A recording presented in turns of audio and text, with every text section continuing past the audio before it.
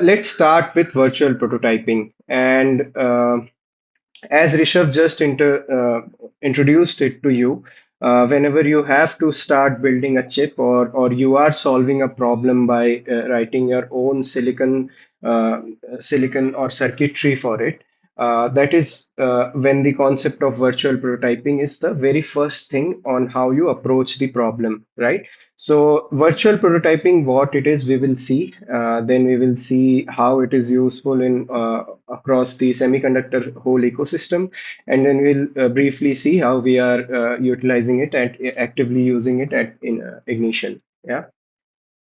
So let's start with what actually a prototype is first of all. Yeah. So prototype is how you validate your product idea, and it is not just a term which is relevant to the chip industry, but it is a very broad concept, or you can say it is widely used across any product. So even if you make, let's say, a simple device like this, you will never start with the finished product like this, right? So you will have something in your mind. You will try to see how it should work. You will note down what are the features you want in it and what are the most important basic features you will want in the prototype, right? Sorry, in the product. So you have to start somewhere while you build the product, and the prototype will often look very different from the final product, as you see here. But it is often the first place of validating your idea.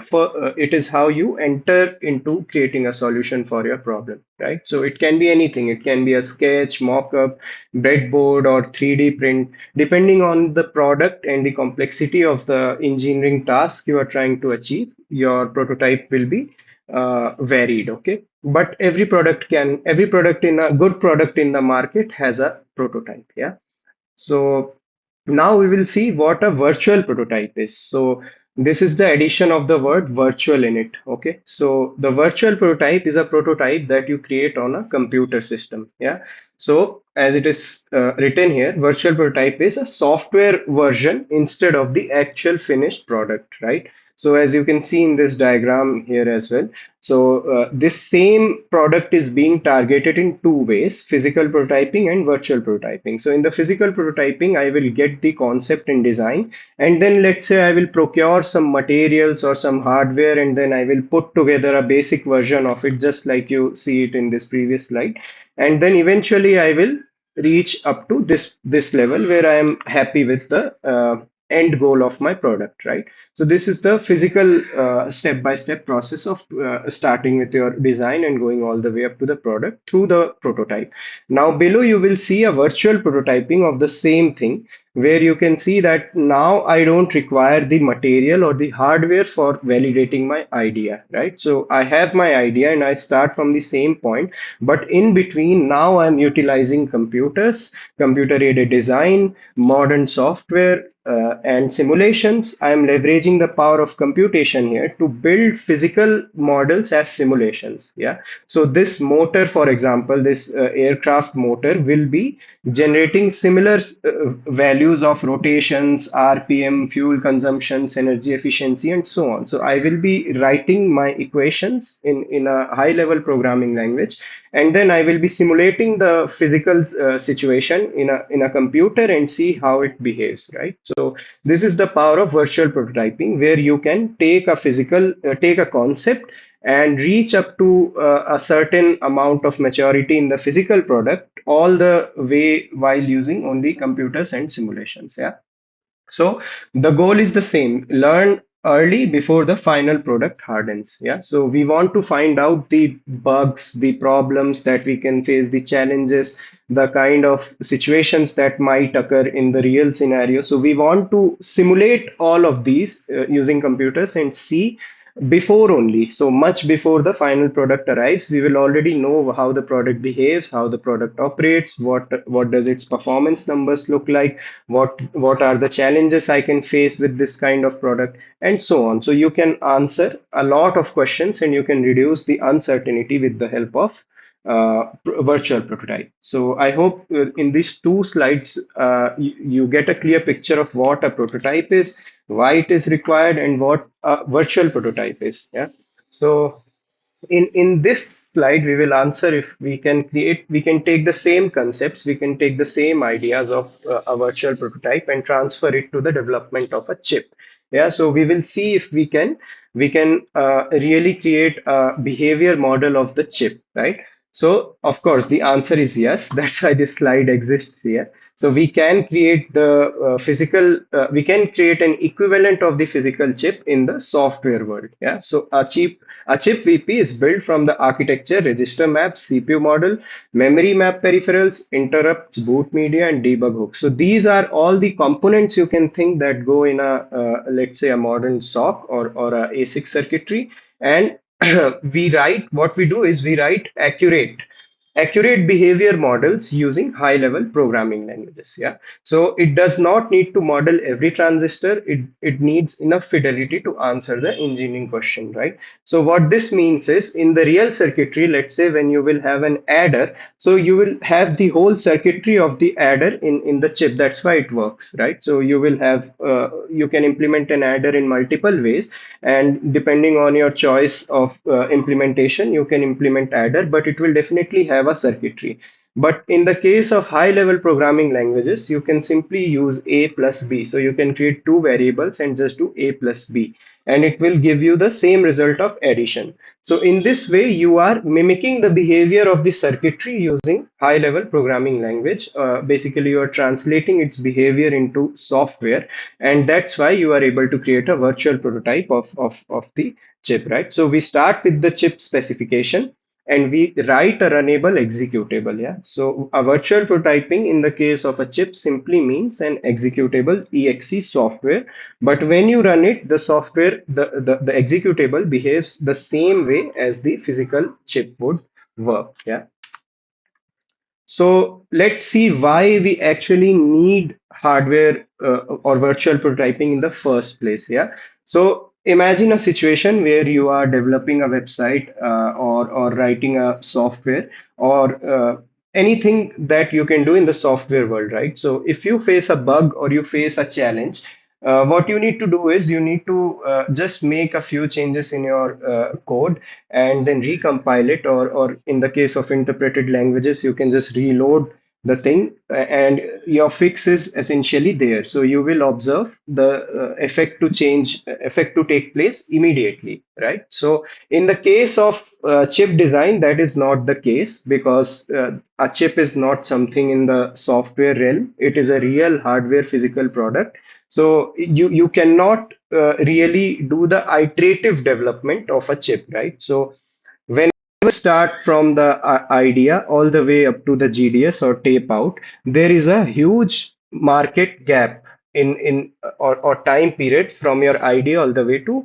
RTL or all the way up to the GDS where you have taped out your chip. So it can take anywhere between 12 months to let's say 1.5 years, right? Depending on the complexity of the chip. So what happens is in the case where your chip has a bug, until it is not taped out, how will you know, right? So it is not like software where you just write the code, compile it, and you see the effect on your screen, right? But in the case of hardware or in the case of chip design, you don't know how your RTL code or how your design is going to do until you get the physical chip, right? So because of this reason, a lot of chips in the industry, a lot of chip semiconductors manufactured in the industry are going for a respin. So what is a respin? A respin is when you discover a bug or a fault or something critical in your chip design stage, something later that happens where you cannot proceed any further, because what will you do with the faulty chip, right? So you have to go back to the stage where you find the root cause of that error, then you have to fix that, and then you have to go back through all the stages again, right? So it is a costly deal, it is a very costly thing to do, and the cost easily reaches tens of millions of US dollars, right?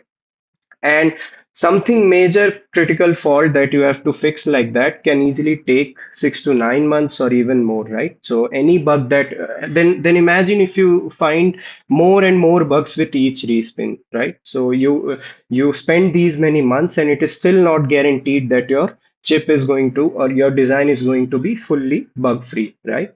So then there's an aspect of software as well. So your chip is going to have software running on top of it, right? And this is known as the integration bugs, right? So you don't know if the bug is coming from this firmware, driver, software, RTOS, anything running on top of the chip as a software, or the hardware itself. So it gets very late and very costly. So with the help of virtual prototyping, you can essentially break this cycle. You can find many bugs and you can learn the behavior of your chip much before anything in the hardware exists, right?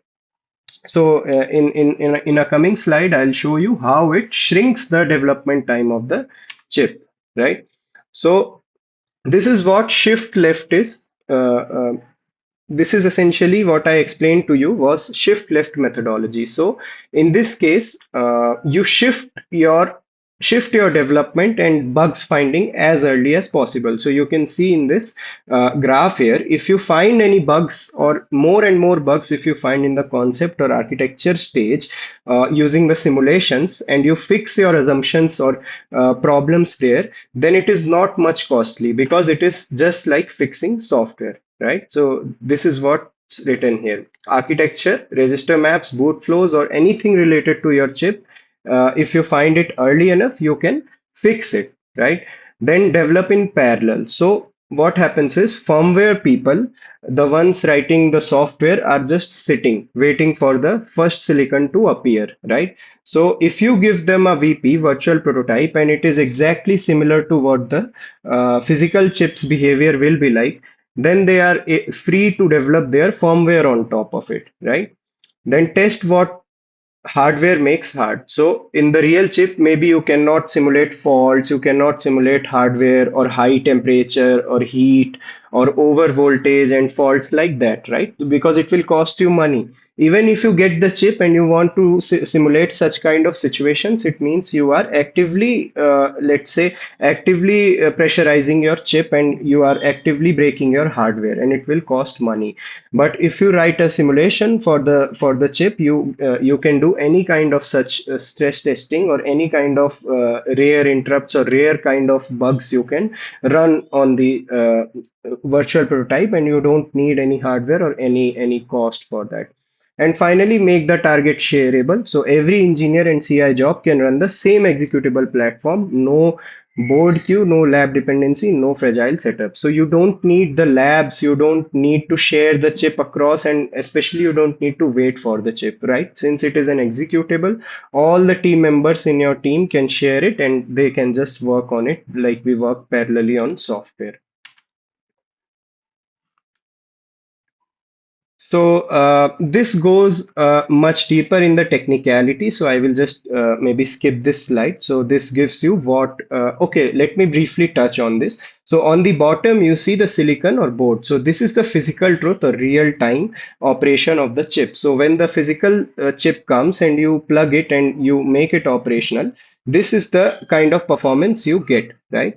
Then there are layers on top of it, which you can achieve using virtual prototyping. So for example, you can do virtual prototyping along with FPGA. Then you can do variation of your RTL design, and you can run the variated blocks with your simulated chip. Then you can do full system virtual platform where you can write the entire behavior of the SOC using a high level language and see how it performs.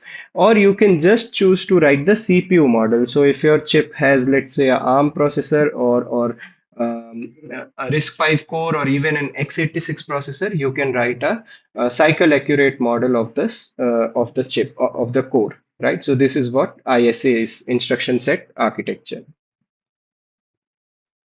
Now let's see how VP is used across the industry. So this slide is very important, and I think I mentioned in the beginning that this is a problem which is faced across the whole industry. It doesn't matter what kind of chip you are writing. You can write automotive, data center, AI and edge chips are on the rise these days. Then industrial, aerospace and defense, this is the most critical application, and this is where VP shines the most, because these are the critical systems. You cannot make any mistakes in these kind of systems, right? So if my training hardware or AI hardware has some faults, I can throw it and I can buy a new one and no one will be harmed, right? But in case of such critical kind of ASICs and chips, where the application is industrial, aerospace, and defense, it becomes very important that there are no late bugs or no surprises or no hiccups, right? So you need to simulate lot of situations. So you can see here, you can do fault injection, degraded mode behavior. You can simulate your chip in a low power mode. So what happens if your, let's say you create a drone, and what happens if your drone's battery is low now? Does it fall down from the sky, or does it somehow save itself and slowly come down and land itself, right? So when it enters a low power mode, how does the chip behave? So such kind of things you can easily find out using VP. And this is one of the areas which I also personally like to explore VP more and more, right? And of course, you have mobile IoT and semiconductor IP itself, right? So things going in the semiconductor design and fabrication equipments, right? So different markets, same VP thesis, make the system executable before the system is physical. So simulate, simulate, and simulate. Find out as much as you want about the system, study it and fix it deeply before anything is physical, right? So this is an interesting graph, and this is how you will understand the shift left the more, I would say, clearly. So the traditional flow looks like this. So you start with your idea, and then based on the idea, you do architectural exploration where you choose what kind of CPU core, what kind of memories, what kind of bus architecture, such kind of questions you answer based on your design, based on your end product or market goal. And then you start implementing the RTL. You just start writing the RTL directly, right? Then you do some testings on boards or FPGAs. And all of this time, the software people are blocked because, and by software people, what I mean are the teams who are going to write the embedded software which will run on top of your chip, right? So you can think of RTOS guys, or let's say the driver people who write the drivers and so on, right? So they will be just sitting and waiting for the silicon to come, right? And then again, the whole respin or the debug thing. So you repeat this process again and again and hope that it fixes itself, right? So let's see the VP enabled flow now. So you can see as soon as we get the first stage is similar for them. So this is the specification stage, right? And along with the RTL in the parallel, the VP has been developed. The VP executable VP is ready. So imagine it is so early, at right at this stage you have a system, you have a simulation of how your end product or chip is going to behave like.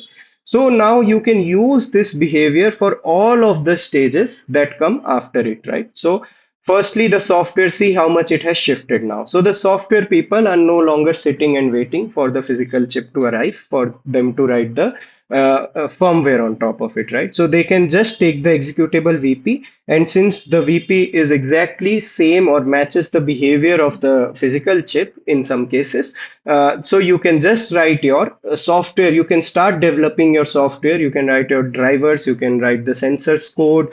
You can write anything, any kind of algorithms that need to run on the chip, and you can be